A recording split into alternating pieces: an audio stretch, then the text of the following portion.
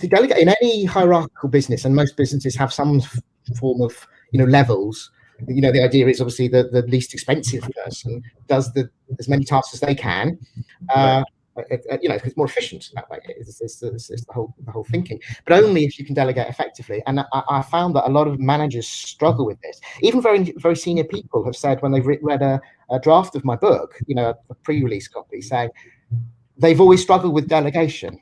And I noticed there were a lot of these things have existing frameworks out there, which I've probably distilled and in some cases hopefully improved, but I couldn't find one for delegation, not a sort of an acronym or a way of a mnemonic. So I came up with one. So I've called it the pouch. I've even, embarrassingly, I wrote a very short story about a baron from the Middle Ages who delegated an important task to a knight, one of his knights, because he was in debt to another baron and he needed to repay it with a delegation pouch of gold.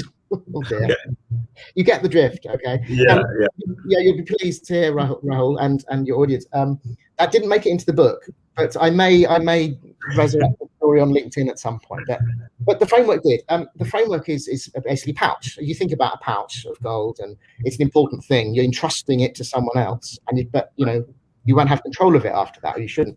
So the idea is you need a POUCH, preparation, and preparation essentially means figuring out who is the right person to delegate to, and what will they need, what resources, what information, what briefing and information and resources, what access, etc.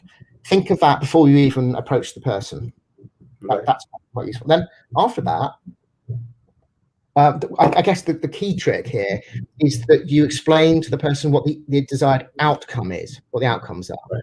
Right. Yeah, rather than, I'm sure you've come across this, rather than telling them exactly how to do it.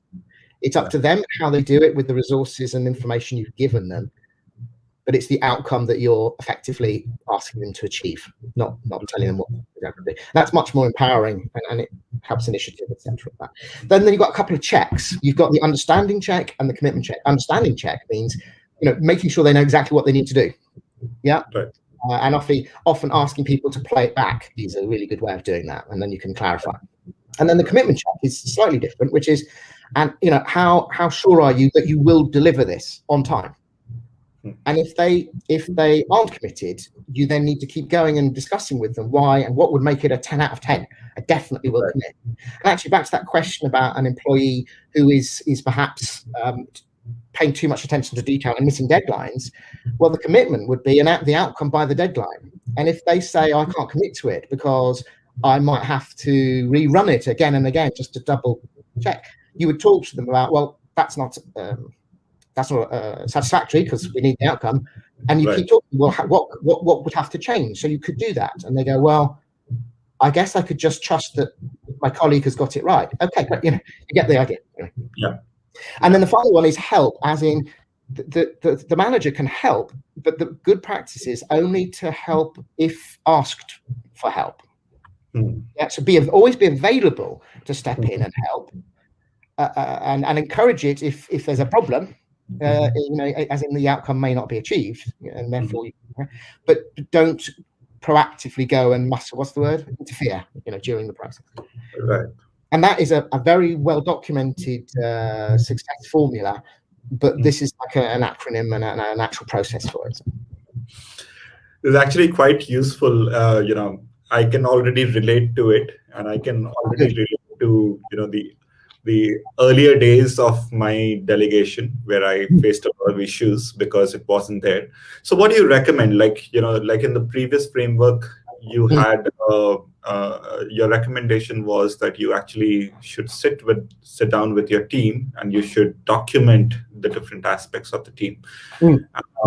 When it comes to delegation, how much of it do you recommend documenting?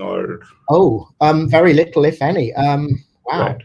I haven't thought about that before, because I always see this as a bit of preparation as the manager beforehand. Then it's literally a meeting or a conversation, or I suppose at worse an exchange of this really ought to be a face-to-face or a person-to-person. You know what I mean? Right. Yeah. And it's just a meeting, and that's it. I mean, I guess the bit I'm just thinking about it now as you ask. I personally would want to document the outcome, as in clarify at the end of it. So, such and such, thank you for just to clarify, we agreed that the outcome is da da da by this deadline, da da da. Almost that. Right. And that's it. That's it, I would say. Makes sense.